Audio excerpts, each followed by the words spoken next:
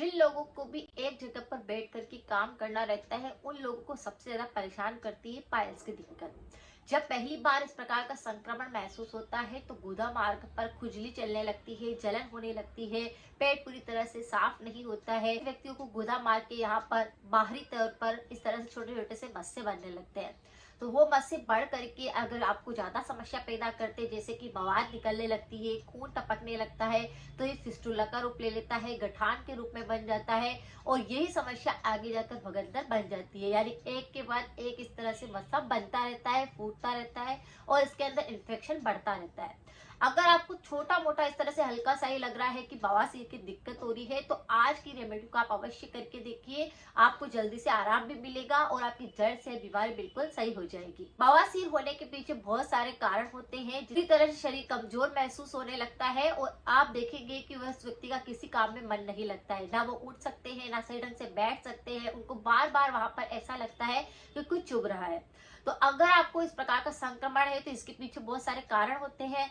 अगर आपका पेट पूरी तरह से साफ नहीं रहता है, कब्ज की दिक्कत बहुत ज्यादा हो रही है, कि कॉन्स्टिपेशन जैसे कि लगातार आपको रहता है, बचपन से ही इस प्रकार की शिकायतें, या फिर आप एक जगह पर बैठ कर ही वर्क करते हैं, आपको पानी की शरीर के अंदर कमी हो गई है, तो भी इस प्रकार का इन्फेक्शन देखने को मिलता है। तो लोग बहुत ज्यादा तला हुआ खाते हैं, पैकेट वाले आइटम खाते हैं, मिर्च मसालों का प्रयोग करता है, खट्टी चीजों का सेवन ज्यादा करते हैं, तो उनको भी इस प्रकार का इन्फेक्शन क्लिक बहुत ज्यादा होता है।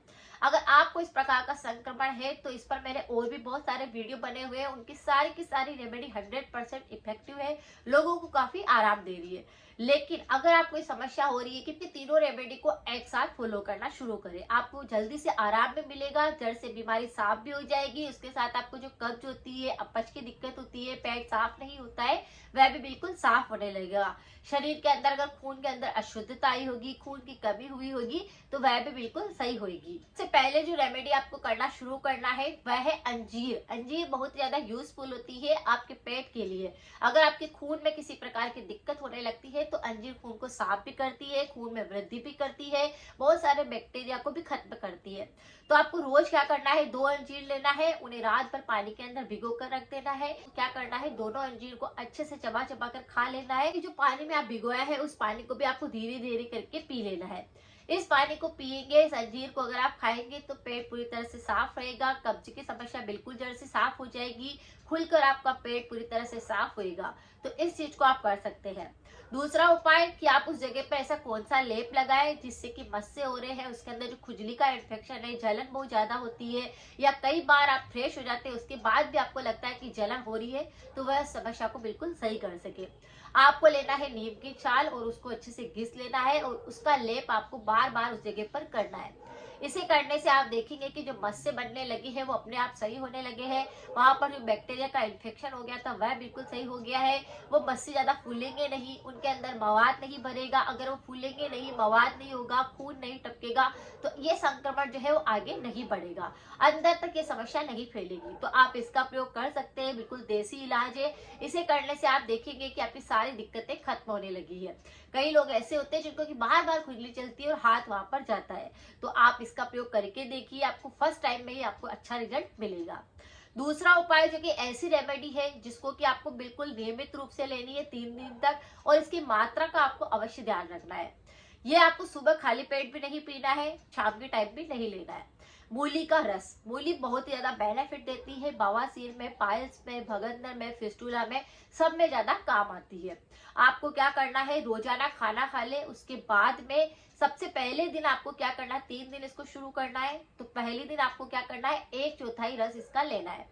छोटी सी आप मूली ले लीजिए, उसे साफ कर लीजिए, उसे धो करके उसे कद्दूकस कर लीजिए और कपड़े की सहायता से उस रस को छान लीजिए। 1 कप आप पूरा ले लीजिए और उस कप के अंदर आपको क्वांटिटी ध्यान रखनी है कि बिल्कुल उसका 1/4 हो जाए, उतना ही आपको उसके अंदर भरना है। उस जूस में आपको और कुछ भी इंक्लूड नहीं करना है, उसे आपको ऐसे ही पी लेना है। अगर आप इसे पिएंगे फर्स्ट दिन तो आप खुद अच्छा फर्क महसूस करेंगे, पेट साफ होएगा, अपच की दिक्कत दूर होगी, खून की कमी दूर होगी, क्योंकि मूली के अंदर काफी सारे पौष्टिक तत्व होते हैं। तो पहले दिन आपको 1/4 लेना है, दूसरे दिन खाना खाने के बाद इसी तरह से आपको ½ कप लेना है और तीसरे दिन आपको 1 कप पूरा भरकर लेना है। तो इस तरह से ध्यान रखना है क्वांटिटी का। तीनों ही दिन आपको खाना खाने के बाद लेना है, सुबह और शाम में नहीं लेना है, क्योंकि इसकी तासीर ठंडी होती है। तो सुबह में अगर आप इसको लेते हैं या शाम में आप लेते हैं तो थ्रोट इन्फेक्शन बढ़ने के चांस हो जाते हैं, ठंड बैठने का दिक्कत होने लगती है, सर्दी का इन्फेक्शन हो सकता है, जुकाम हो सकता है। लेकिन अगर खाना खाने के बाद दिन के अंदर आप इसको लेंगे धूप के अंदर, तो आप देखेंगे कि आपको रिजल्ट भी अच्छा मिलेगा। तो बस तीनों दिन का आपको ध्यान रखना है, 3 दिन इसको करना है और इसकी क्वांटिटी आपको ध्यान रखनी है। जो कप आप पहली बार में यूज करते हैं उसी कप को आपको 3 दिन तक लगातार यूज करना है, ताकि आपको मात्रा का सही पता चल सके। अब आपने तीनों तरह की रेमेडी को फॉलो किया है तो आपकी जो पाइल्स की दिक्कत हो रही है, बवासीर की दिक्कत हो रही है, खून भी टपक रहा है, वह बिल्कुल जड़ से साफ हो जाएगा। लेकिन हमेशा ध्यान रखें, रेमेडी तभी काम करती है जब आप कुछ चीजों को रिमूव करते हो। अपनी दैनिक दिनचर्या को सबको बदलना होता है। अगर आप डाइट अच्छी नहीं लेते हैं तो भी आप बीमार होते हैं। अगर आप कुछ भी ऐसा अपने शरीर के अंदर भेजते हैं जो आपके शरीर को नुकसान करता है तो उसको आपको परहेज करना रहता है।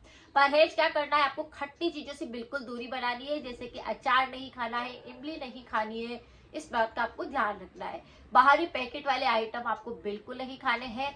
साथ में ही अगर आप ध्यान रखते हैं कि तला हुआ, जंक फूड, समोसा, कचौरी, इस प्रकार से जितना भी आइटम होता है उसको भी आपको बिल्कुल अवॉइड करना होगा।